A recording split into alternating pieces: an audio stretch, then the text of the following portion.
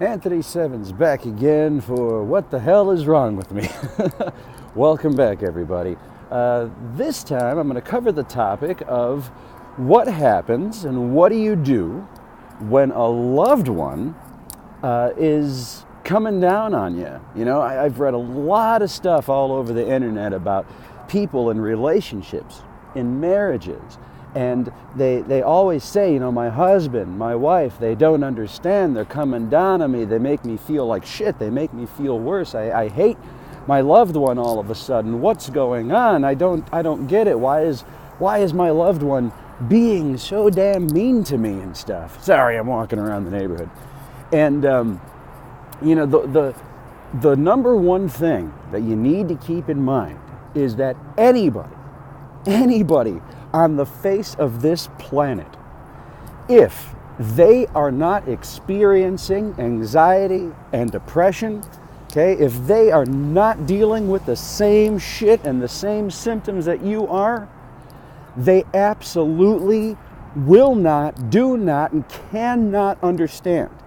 The only two things that they're going to be for you in a negative sense is they're going to be a burden on you. And they're going to be a pain in the ass. And they're going to bring you down even further. And on the good side of things, the only thing they can be is a cheerleader for you. You know, come on, hon, you can do it. You know, have a good one today. You know, try not to worry about this or that. And they don't get it. It's like, even on the better perspective of things, okay? You have yourself a cheerleader. It's kind of like we don't need a cheerleader. I mean, it's always good to have people in your corner and whatnot, right? It's always good to have people there to pat you on the back and say, things are going to be okay and you can do this and you're strong and it's great and all. But it's like we don't need a cheerleader. What we need is someone to be on the field with us and take the ball and help us to run down the field and score a touchdown or something. Or make a first down, or some kind of progress. But unless that person shares the same kind of symptoms or something similar to what you're dealing with, they don't understand. And as much as they become a burden on you for not understanding and just trying to be like, oh, you know, you'll get over it, you become a burden on them too. And you have to put yourself in their shoes. You know, if you're a person who's just trying to live a normal life, you know, you go to work every day, you take care of your family, you're just trying to survive, you're paying your bills, and then you have a loved one who is just constantly complaining and whining and moaning, and they're sick and they don't want to do anything, and they're in bed all the time, you know, to the other person, it really comes off as, you know, like laziness almost, you know. Stop complaining, why are you always in bed? You know, you become a burden to them. So it's just kind of like, you know, both parties start becoming this, you know, opposite attracting force to each other. And it sucks, it really does, because it's like when you get involved in a serious relationship or a marriage per se, it's like you want to live a happy life. You know, not necessarily, you know, not to sound like Mr. Rogers, but it's like you want the big house and you want the white picket fence and you want a little dog named Ralph, and it's like you have this beautiful picture, and things may start off like that, but then it's like then you start having anxiety, or, you know, or the other person thinks they can deal with it and they really can't deal with it. Oh, I love you, I'll be there for you, I'll do anything for you, we'll get through this together. But again, they don't understand. And it just becomes a hassle for everybody. So what are the solutions to that kind of issue? Well, you can always go seek marriage counseling, but that's just kind of like more stress on your plate. I mean, you think about that for a minute. It's like you're dealing with your mind attacking your body and you feel like absolute dog shit to begin with. Then you got your loved one coming down on you, and then you feel like absolute more shit.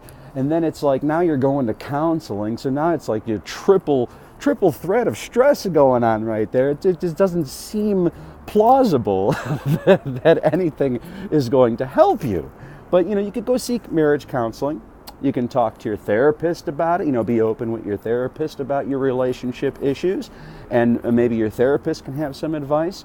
Or maybe, like deep down, sometimes I think too, and then this is just a personal opinion, I'm not telling anybody that they have to break up with their loved ones or their wives or their husbands, but I think that sometimes people with anxiety kind of almost need to be with somebody else who can relate to that.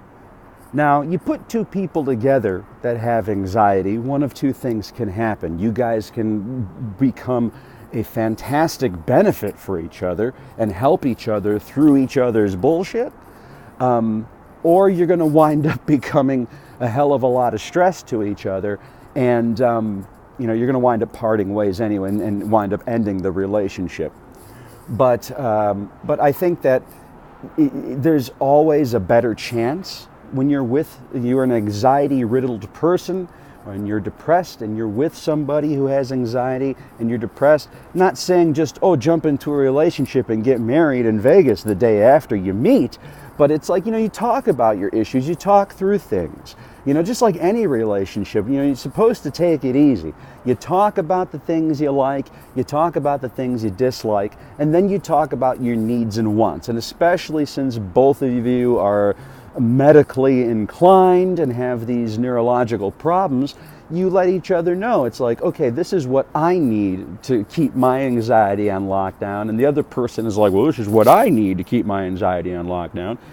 And you kind of see if you can relate, see if you can be a benefit for each other, because you never know. I mean, you might inspire each other and wind up having a really awesome, twisted, fucked up life together. Two crazy nuts in a nut house. Sometimes that could be really cool and fun and adventurous. Then you can make fun of yourselves all the time. But, that's definitely an option. Or another option is to, part ways and be by yourself so that you can focus on you and your kids and get your shit together. I mean, I think that can definitely be vitally important to anybody's situation, because I mean, when it comes to anxiety and depression, it is about you. It is kind of a little bit of selfishness, because it's your brain attacking your body, giving you shit and making you feel like hell. So you need to fix you.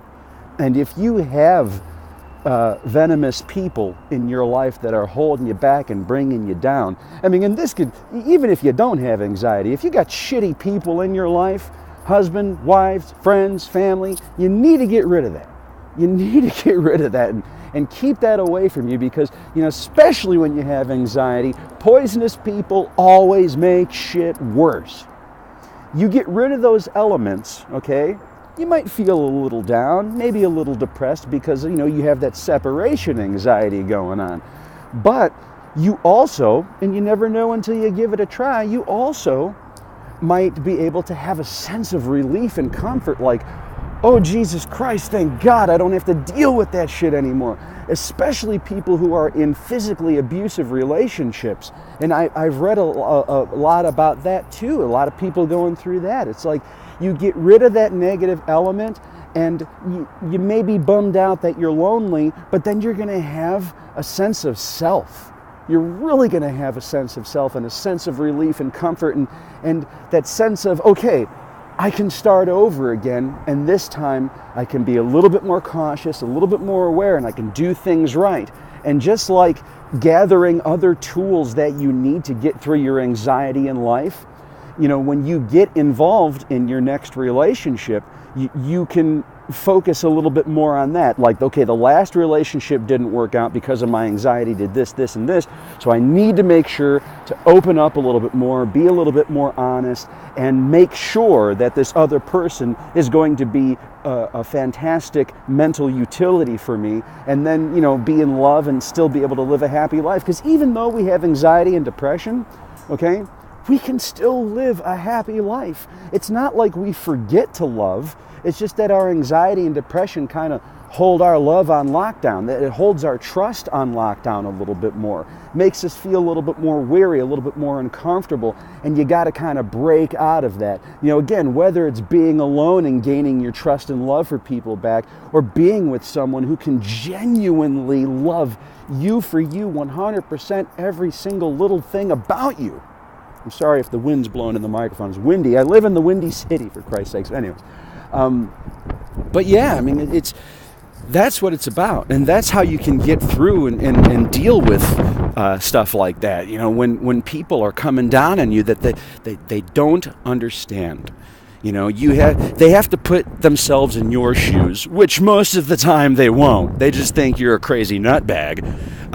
But then at the same time, you have to put yourselves in their shoes and be like, okay, I can see that you cannot deal with the very serious issue that I'm dealing with.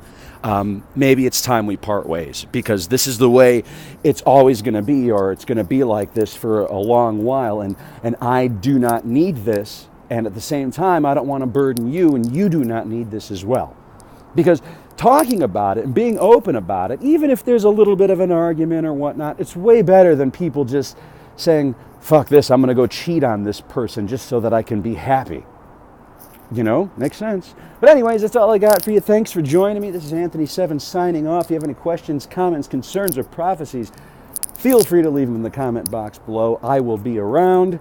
And thank you for your time. Until we meet again, please take care of yourself, please, and take care of each other.